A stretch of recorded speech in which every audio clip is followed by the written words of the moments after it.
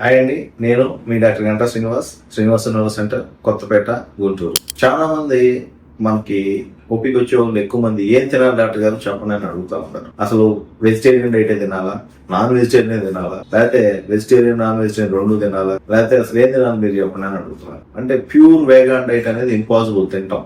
వీళ్ళందరూ అనుకుంటారు అంటే నేను గుడ్డు తింటలేదు, మాంసం తింటలేదు, నేను వెజిటేరియన్ అనుకుంటారు. కానీ ప్యూర్ వేగాన్ డైట్ లో ఈవెన్ మిల్క్ ప్రొడక్ట్స్ కూడా తినకూడదు. అంటే యానిమల్స్ నుంచి డిరైవ్ అయినవి కూడా తినకూడదు. అది ప్యూర్ వేగాన్ డైట్. అలా ప్యూర్ వేగాన్ డైట్ అయితే కొన్ని ఉపయోగాలు ఉంటాయి. అంటే ఒక B12 డెఫిషియన్సీ, కొన్ని న్యూట్రియంట్స్ కొద్దిగా తక్కువది, కానీ మిగతా అన్ని ఉపయోగాలు ఉంటాయి. ఇప్పటికీ చెప్తున్నాను, నా వీడియోలో చాలా రోజులు చెప్పాను. లాంగివిటీ ఆఫ్ లైఫ్ అయితే ఎప్పుడైనా సరే వెజిటేరియన్స్కే ఉంటుంది, నాన్ వెజిటేరియన్స్ కన్నా. ఇది గోల్డెన్ స్టడీస్లో ఉన్నాయి. అంత మాత్రాన వెజిటేరియన్స్కి సుపీరియర్ ఫుడ్ అంటే సప్లిమెంటేషన్. ఇక్కడ మనం పొద్దాకులు ఇడ్లీలో తింటున్నాం అనుకోండి, ఇడ్లీలో మినప్పిండి అంత మట్టికే వస్తాయి. కొద్దిగా మార్చి రాగులు, సజ్జలు, జొన్నలు, రవికలు, ఇవన్నీ లైక్ డిఫరెంట్ ఇవన్నీ చిరుధాన్యాలని తిన్నారనుకోండి, దాంట్లో కూడా వస్తాయి. సో ఇలాగా మనకి ప్రకృతి అన్నీ ఇచ్చింది. మనకు ఓన్లీ జామకాయలు తిను లేకపోతే ఇయ్యే తినలేదుగా, సీజనల్ ఫ్రూట్స్ ఇస్తున్నారు. మామిడికాయలు ఓన్లీ ఎండాకాలం వస్తాయి, తినాలి. మామిడికాయ తింటే షుగర్ పెరిగిద్దా అంటే నేను మళ్ళీ అదే చెప్పాను. మామిడికాయ ముక్కలు తింటే షుగర్ పెరిగిద్దా అంటే నెంబర్ ఆఫ్ క్యాలరీస్ పెరుగుతాయి కాబట్టి, మామిడికాయ తీయగా ఉండేది కాబట్టి, అది కార్బోహైడ్రేట్ కాబట్టి దాని నుంచి గవకం తీసుకున్నప్పుడు పెరిగింది. దాని కరస్పాండింగ్గా మనం దాన్ని తిండేతో పాటు అన్నం కానీ మిగతా కానీ తగ్గించి మామిడికాయ ముక్కలు తిన్నంత మాత్రాన షుగర్ అమాంతంగా పెరిగిపోదు. రెండోది పాయింట్, వెజిటేరియన్ నాన్ వెజిటేరియన్ అంటే లైక్ మనిషి యాక్చువల్గా ఫస్ట్ అయితే నాన్ వెజిటేరియన్, తర్వాత మనకి కాలం పెరిగిన కొద్దీ, నాగరికత పెరిగిన కొద్దీ ఈ పంటలు పండించి కూర్చొని తింటే అలవాటు అయ్యి తర్వాత ఈ స్టమక్ రావడం ఇవన్నీ జరిగింది. మన GIT అయితే వెజిటేరియన్ డైట్కి బాగా ఎక్కువ ప్రిపేర్ అవుతుంది. అంటే లైక్ మన దగ్గర 8 లీటర్స్ జ్యూస్ సెక్రెట్ అవుతుంది. స్టమక్లో కానీ, ప్యాంక్రియాస్ జ్యూస్ కానీ, బైల్ జ్యూస్ కానీ, ఇంటెస్టైనల్ జ్యూస్ కానీ, లేదా సలైవా కానీ, ఇవన్నీ జ్యూసులు రకరకాల వాటిని మనకి మెటబలైజ్ చేయడానికి ఒక రోజులో మన బాడీలో 8 లీటర్స్ దాకా ఈ జ్యూస్లన్నీ కలిపి సెక్రెట్ అవుతాయి. ఏది మనకి నోట్లో తీసుకునేదాన్ని మెటబలైజ్ చేయడానికి. సో అందుకని మన బాడీ వెజిటేరియన్ డైట్కి ఫిక్స్ అయింది. బట్ ఇనీషియల్గా నాన్ వెజిటేరియన్ స్టార్ట్ అయ్యి ఇప్పుడు వెజిటేరియన్గా మారారు. ఓవరాల్గా చెప్పాలనుకున్నది ఏంటంటే vegetarian diet is definitely superior than non vegetarian diet. అలాగని చెప్పి కొన్ని సప్లిమెంటేషన్ తీసుకోవాలి వాళ్ళు వెజిటేరియన్స్. ఎందుకంటే వెజిటేరియన్ డైట్లో ఇన్ఫ్లమేటరీ డైట్ తక్కువ ఉంటుంది, నాన్ వెజిటేరియన్ డైట్లో ఇన్ఫ్లమేషన్ ఎక్కువ వస్తుంది. ఈవెన్ అమెరికా అధ్యక్షుడు వాళ్ళు కూడా ప్యూర్గా వేగాన్స్గా మారిపోయి వేగాన్ కల్చర్ అమెరికాలో కూడా పెరిగింది. మన ఇండియన్స్ చూసి, వీళ్ళ దగ్గర పప్పు దినుసులు ఇవన్నీ చూసి ఎన్ని యాంటీ ఆక్సిడెంట్ ప్రాపర్టీస్ వాళ్ళు ఇప్పుడు తెలుసుకున్నారు.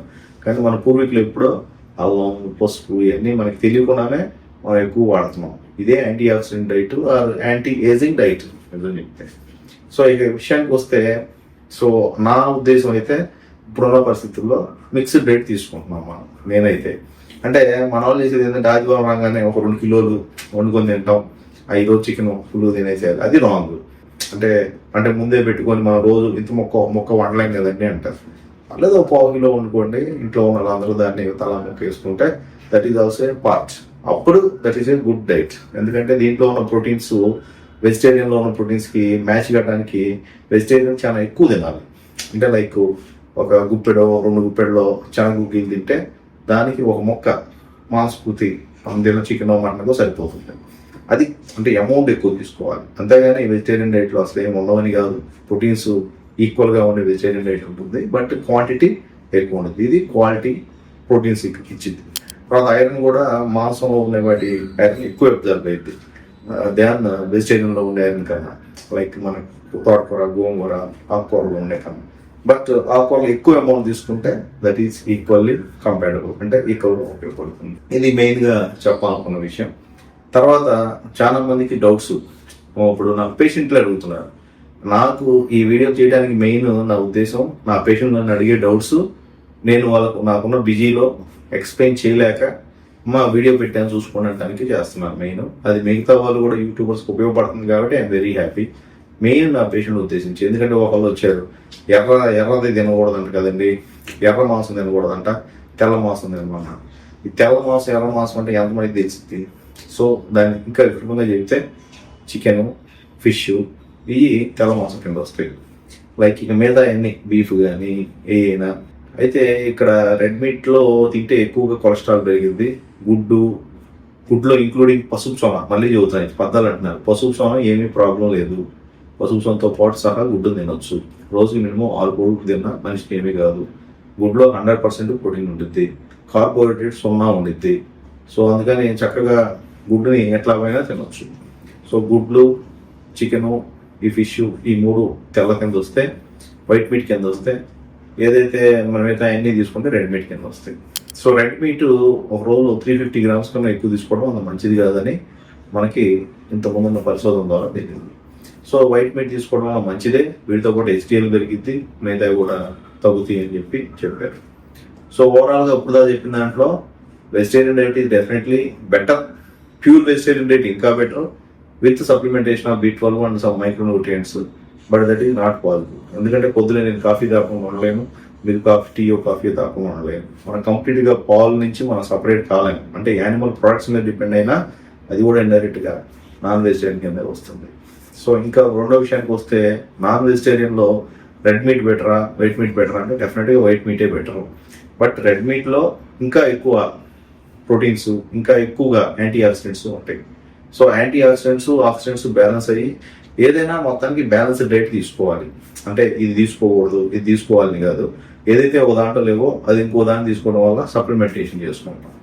సో అందుకనే మనం చక్కగా అన్నం, పప్పు, లేకపోతే సాంబారు, ఇడ్లీ, ఇట్లా ఒకదాన్ని కూడా సప్లిమెంట్ చేశారు పూర్వకాలం, తెలుసో తెలియకో. కానీ అవన్నీ balanced diets, they are very very balanced diets. So ఏదైతే మన పూర్వీకులు మనకి ఆచరించారో అది చక్కగా తీసుకోవచ్చు. నేను మళ్ళీ చెప్తున్నా, మీరు ఏ డైట్ తిన్నా కానీ విపరీతంగా ఏది ఎక్కువ తినకూడదు. ఏదైనా లిమిటెడ్ క్వాంటిటీ. సరే చికెనే ఉండేరు, ఓకే, అది రోజు ఆదివారం ఓకే, అందరూ చికెన్ తింటాం, మటన్ తింటాం, అలవాటు అయిపోయింది, మంచిదే. కాకపోతే దాన్ని ఎంత క్వాంటిటీ తీసుకున్నాం అనే దాన్ని బట్టి ఉంటుంది. అది ఒక్కరోజే ఫుల్గా మటన్ చికెన్ తింటాం, బంసొప్పులు తాగటం, లేకపోతే ఆ రోజంతా రెస్ట్ తీసుకోవడం, ఇట్లా అయితే అదంతా ఆ రోజు ఫ్యాటీ లివర్గా మారింది. సో అలా కాకుండా రోజు కొద్దిగా సప్లిమెంటేషన్ తీసుకొని మామూలుగా రొటీన్ ప్రకారం ఉండి ఆ రోజు స్పెషల్గా ఎక్కువగా కార్బోహైడ్రేట్ లోడ్ వేయకుండా ఉంటే పెద్ద ఏమి ప్రాబ్లం ఏమీ రాదు. సో తర్వాత ఇంకో అపోహ ఏంటంటే, చాలా మంది, అంటే అపోహ కాదు, నిజంగా జరుగుతుంది. ఇప్పుడు నేను చూశాను, పిల్లల్లో మెచ్యూరిటీ ఎర్లీగా వస్తుంది. లైక్ ఇంతకుముందు అంటే మా వయసులో ఉన్నప్పుడు, అంటే మేము 40sలో ఉన్నాం, మా వయసులో ఉన్న పిల్లలు 10th క్లాస్కో 9th క్లాస్కో మెచ్యూర్ అయ్యేవారు. కానీ ఇప్పుడు పిల్లలు 7th క్లాస్కి 6th క్లాస్కి మెచ్యూర్ అవుతున్నారు. అంటే లైక్ 10 yearsకి 11 yearsకి మెచ్యూర్ అవుతున్నారు. దానికి వాళ్ళు అప్పుడే 14, 13 దాకా ఉండేవారు. ఏమైందండి ముందు మెచ్యూర్ అయితే ఏమైందంటే హైట్ పెరగడం. మెచ్యూర్ ఎప్పుడైతే అయిందో మనకి బోన్స్ అని యునైట్ అయిపోవాలి. ఎప్పుడైతే యునైట్ అయిపోయినాయో ఇంక ఇవన్నీ ఉండగా పెరుగుతారు కానీ నిలువుగా పెరగవు, అంటే లావెక్కుతారు. సో దానికి వల్ల చాలా ప్రాబ్లమ్స్ వస్తాయి. సో అది మెయిన్ ప్రాబ్లం. సో ఇదంటే కారణం, వన్ ఆఫ్ ద కారణం, చాలా మంది చికెన్ తినడం వల్ల, ఆర్టిఫిషియల్ ఐటమ్స్ ఎక్కువ తినడం వల్ల ఇది ఎక్కువ జరుగుతుంది. సో దాన్ని దృష్టిలో పెట్టుకొని మెయిన్గా మనం తినే పదార్థాలు వాటిని కూడా సరిగ్గా చేసుకోవాలి. సో ఇది మెయిన్గా ఈ వీడియోలో చెప్పాలనుకుంది. వెజిటేరియన్ తింటే better, pure vegan diet possible అయితే ఇంకా better with supplementation. Non vegetarian diet nonsense కాదు, సెన్స్ ఉంది. దాంట్లో ప్రోటీన్స్ ఎక్కువ ఉంటాయి. తక్కువ టైంలో ఎక్కువగా వైన్స్ మెయింటైన్ చేయాలంటే నాన్ వెజ్ పడాలి. ఇది వీళ్ళందరినీ చూస్తారు, బాడీ బిల్డర్స్ని ఫుల్గా చేసేవాళ్ళని, వాళ్ళందరూ రోజు 6 గుడ్లు పొద్దున్నే వాళ్ళ డైట్ చూస్తే చాలా భయంకరంగా ఉంటుంది. ప్రోటీన్ అట్లాగే ప్రోటీన్ పౌడర్స్ ఈ దాకు వాటి వల్ల మళ్ళీ కోయాగులేషన్ ఎక్కువ జరిగి బ్లడ్ క్లాట్ అయ్యే ఛాన్స్ ఎక్కువ ఉంది.